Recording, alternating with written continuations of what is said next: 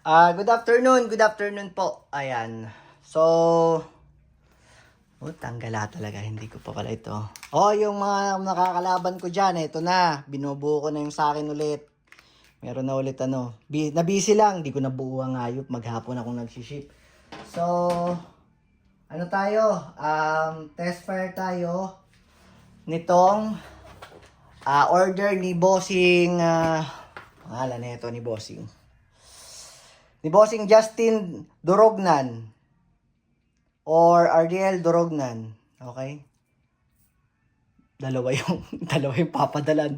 Isa lang yung unit, dalawa yung papadalan. so ibig sabihin siguro noon maalin. So ng Sir Justin, Bossing Justin ng Santa Rosa City, Laguna. So Bossing, ito yung unit mo. So, ang kinuha sa atin ni Bossing is ang huling unit natin ng T4E. Training for Engagement na Tactical Revolver. Ayan, Tactical Revolver na TR-50. Ayan. So, 50 caliber siya na rubber bullet. So, Bossing, ito yung unit. Medyo madilim na. Maganda pa kaya ang nito. Ayan. Mas malaki po siya sa TV50 doon sa pistol, yung revolver. Mas malaki siya. Ayan. So Bossing, bali naka fiber optic sight siya. Meron din rin siyang railings dito. Pwede siyang kung bibili kayo ng scope or red dot, ayan. Pwede siyang lagyan dito. Ayan. Kaparehas nito, ito kunya kung sakali. Itong red dot na kinakabit ko. Yan, pwedeng ito luluwagan nyo, ikakagat nyo siya dyan. Para, tapos ito naman, itutornilyo nyo dun sa nakakagat. Yan, para meron kayong red dot. Kung sakasakali lang gusto nyo ng red dot, pwede kayong mag-order sa akin ng red dot. Okay? Ayan, ganyan siya. Nakapaganyan. Ito, bali magka ganito siya. Yan, ito kasi wala pang tornilyo. Ikakabit ko kasi ito sa unit ko. Yan, tapos nakakagat siya dyan. Tapos dito naman, kung ayaw nyo ng red dot, pwede ka naman kayo dito maglagay ng laser or flashlight sa baba. Okay? So, may under railing siya for accessory attachment. Meron din siyang railing sa taas. So, Bossing, ganito yung demo ng unit. So, hindi ko na, wala na akong ibang i-discuss. I-demo ko na lang kung paano siya gamitin.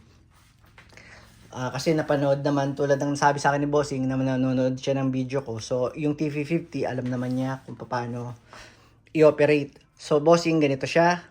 Ito, ikakalang mo dito. Yan. Tapos, ito, itutulak mo siya dito. Tingnan mo, nag-video ko, nakasarado lahat ng mga, nagmamadali kasi. Ayan, dito mo muna siya. Andito pa yung mga consumables ni Bossing sarado pa. So ito yung Umarex na inclusion niya. 5 CO2 couplet, non-pierce, Bossing. Ito yon. Saka rubber bullet. Ayan. Ito siya, Bossing.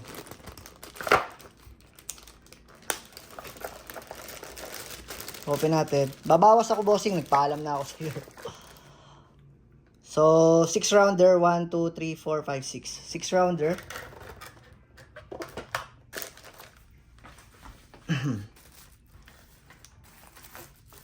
Tapos, hindi naman niya mapapagbaliktad to. Kasi, hindi siya papasok pag dito. Dito mo siya kakabit sa kabila.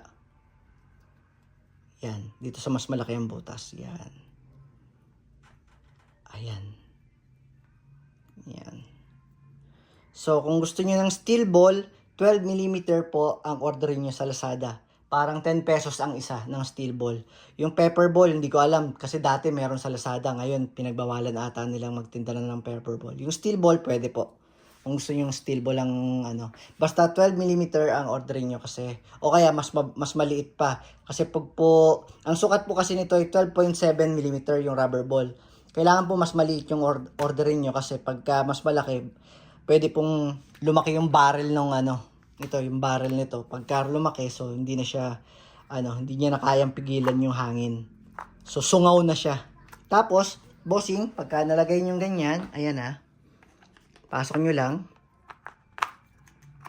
Pag kumalang na siya, pumasok na siya, sagad na, balik nyo lang to.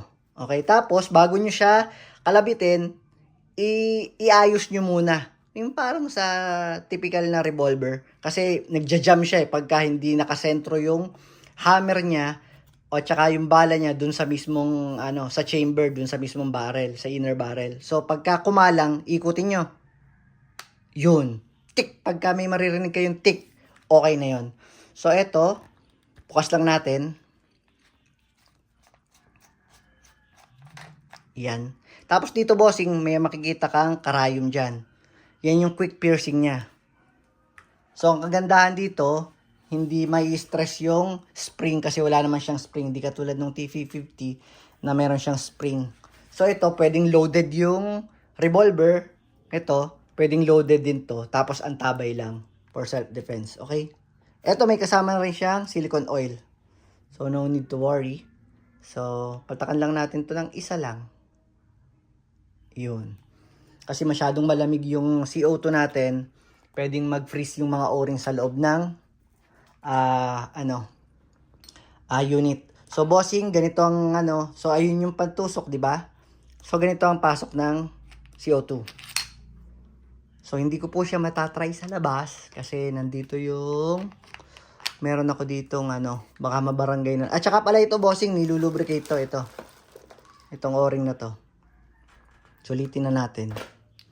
Hindi ko siya matatry sa labas kasi meron pong pasinaya doon. Yang may nagbibidyo doon sa harap namin. Baka tayo mabarangay na lang naman. Ayan. Nagiinuman sila eh. Baka sabihin na naman ni Kapitan, nagpapaputok ako ng baril. O ito. Ayan. Tapos pasok natin to.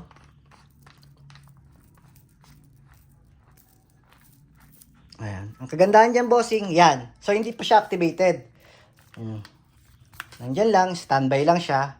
Habang hindi nyo ginagamit, hindi pa napipierce yung CO2, goods pa yon, okay? Ngayon, pag may pumasok na magnanakaw or kahit sino na trespassing, tapos may gagawing masama sa bahay nyo, ipipierce nyo lang to. Isang salpak lang. Okay? Wait lang, dito ko na lang siya i-test sa loob kasi meron nagiinuman dun sa labas. So, cut muna natin yung video. Saka nga pala, nakalimutan kong bagnitin, ito po ay brand ng Umarex. So, high quality siya. So, ito ang mga ginagamit ng mga prison guard pagka may tumatakas na preso. Ginagamitan nila ng rubber ball. Okay? So test fire. Ito ulit, kung makikita nyo, mayroon siyang karton. Dito kasi ako nagte-test fire ng mga dinedemo kong airsoft. So, ito yung mga butas niya. Yan. Yan yung mga butas. Binaliktad ko, butas-butas na kasi yung kabila eh. So, ayan yung mga butas ng sa airsoft. Okay? So, lalayo lang ako ng within 1 meter. So, eto bossing yung unit mo. So, pierce na natin. Pag ready na kayo, good to go. Pierce. Magre-red yung indicator. So, good to go. Kakalabitin nyo na lang, okay? So, layo lang ako.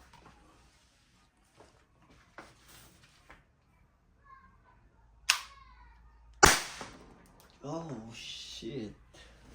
So, nakita nyo, bossing, yung tama niya. Ito pong karton na to, marami tong unan sa loob, Kasi nilagyan ko siya ng unan, baka kasi makatama ako dito ng yung tatamaan kasi nito talagang butas. Ayan So nakita nyo ito yung mga butas ng airsoft. Ito yung butas niya. Okay? So nakita nyo yung, halos kasya yung daliri ko. Lapit natin para makita nyo yung itsura ng pistol pagka ay ng revolver.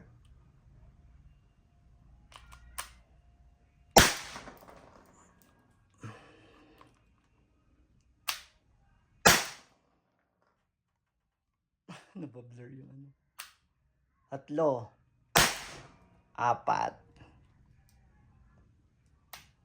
Ano pa bang pwede kong barilin? 4, 5,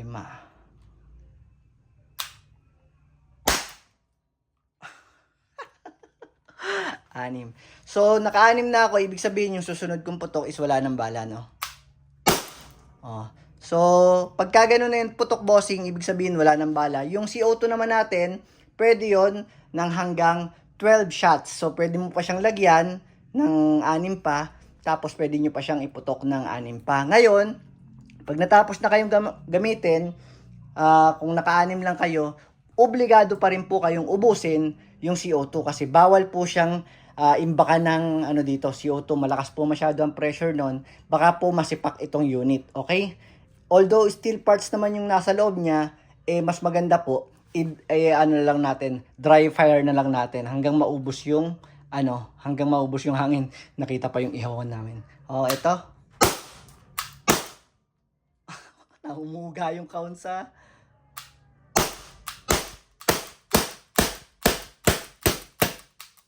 So, pag ubos na yung bala, bossing, release lang natin yung CO2.